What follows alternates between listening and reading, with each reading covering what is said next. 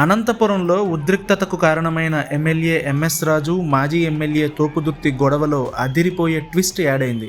కొన్ని రోజులుగా ఆరోపణలు ప్రత్యారోపణలు చేసుకుంటున్న ఇద్దరు ఇవాళ ఫేస్ ఆఫ్ అయ్యేందుకు సిద్ధమైతే పోలీసులు నిలువరించారు. అయితే ఒకరిపై ఒకరు చేసుకుంటున్న ఆరోపణల్లో ప్రధానమైంది తోపుదుర్తి ప్రకాష్ రెడ్డి తాను ఉంటున్న ఇంటికి అద్దె కట్టడం లేదని. ఎంఎస్ రాజు ఈ ఆరోపణలు చేసినప్పుడు అవును, దానికి నా దగ్గర డబ్బులు లేవంటూ ఒకంత సెటైరిక్గా స్పందించారు తోపుదుర్తి. రాజు, ఎంఎస్ రాజు తమ్ముడు, చెప్పుల షాప్లో పనిచేసే దగ్గర నుంచి ఈరోజు లోకేష్ బినామీగా ఎదిగేంత వరకు నీ చరిత్ర అందరికీ తెలుసునన్నా.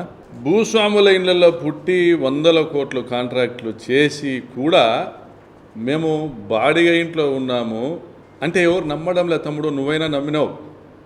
రెంట్ కట్టడంలే అని పదే చెప్తాను. థ్యాంక్స్ రా నాన్న, నువ్వన్నా నమ్మినావు తమ్ముడు.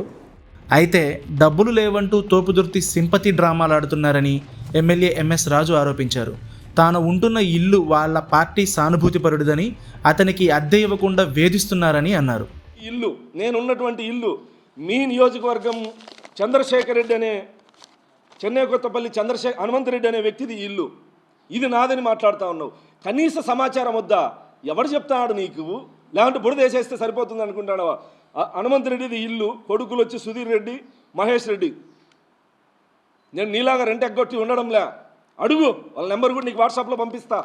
రెంట్ ఎట్లా పే చేస్తానో నేను దాని గురించి మాట్లాడినా.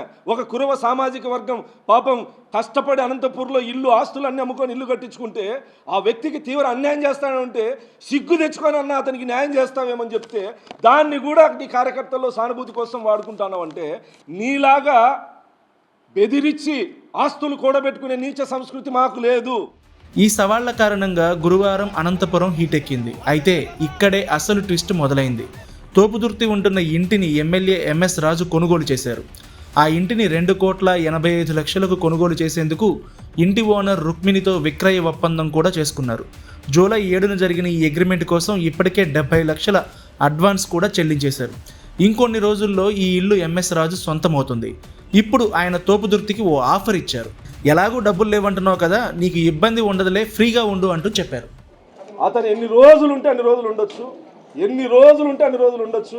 ఇంకా 15 రోజుల తర్వాత బాడీ అడిగే వాళ్ళు కూడా ఉండరు. నేను అడగను అతన్ని వద్దులేండి.